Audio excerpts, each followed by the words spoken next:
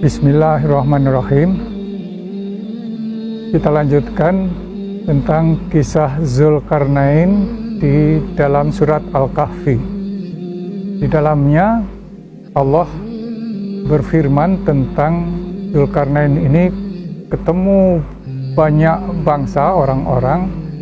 Ada yang meminta kepada Zulkarnain bahwa Ya'juj dan Ma'juj itu merusak di muka bumi.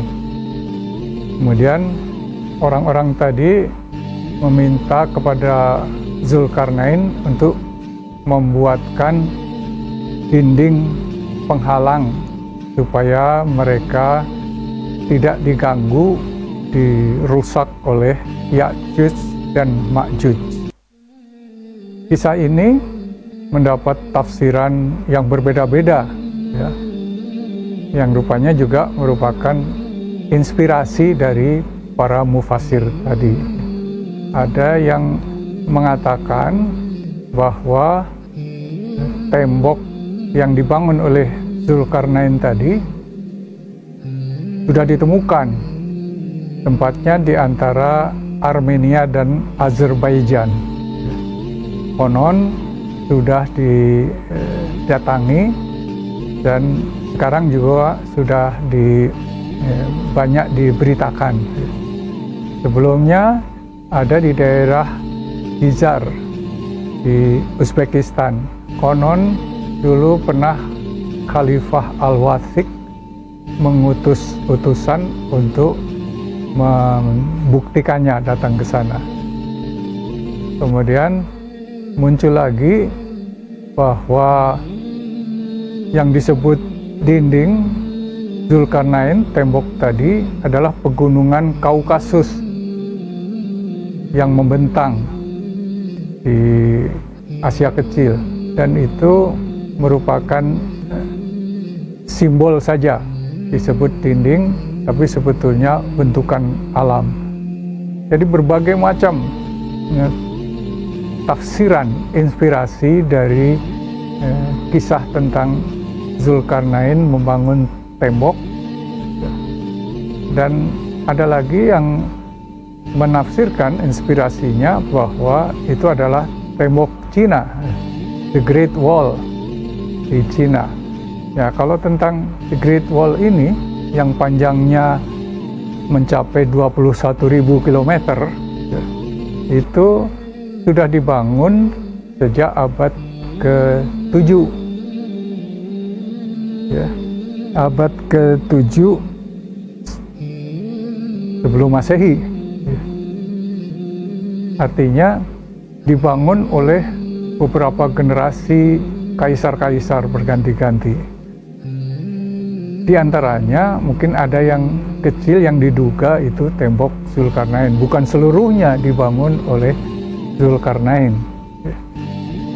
Inspirasi tentang di mana lokasi tembok Zulkarnain ini berada itu kan dipicu oleh surat Al-Kahfi ini.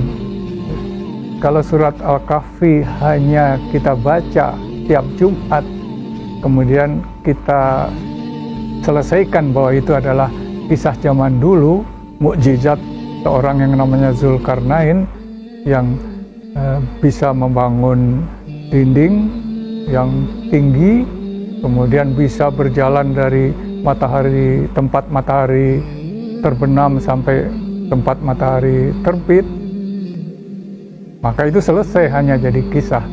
Tapi kalau itu menimbulkan inspirasi untuk mencari di mana lokasinya, seperti yang dilakukan oleh peneliti dari Saudi Arabia itu, maka surat Al-Kahfi ini akan terus-menerus, ya, menarik untuk dibaca dari generasi ke generasi, mendapatkan inspirasi yang baru lagi.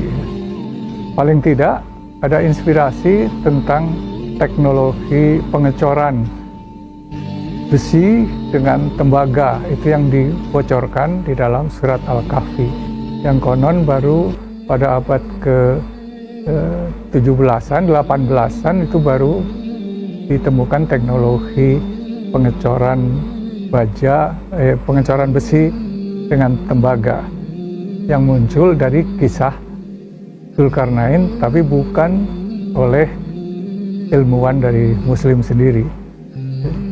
Sehingga mudah-mudahan setiap kita baca Al-Quran itu kita tidak berhenti hanya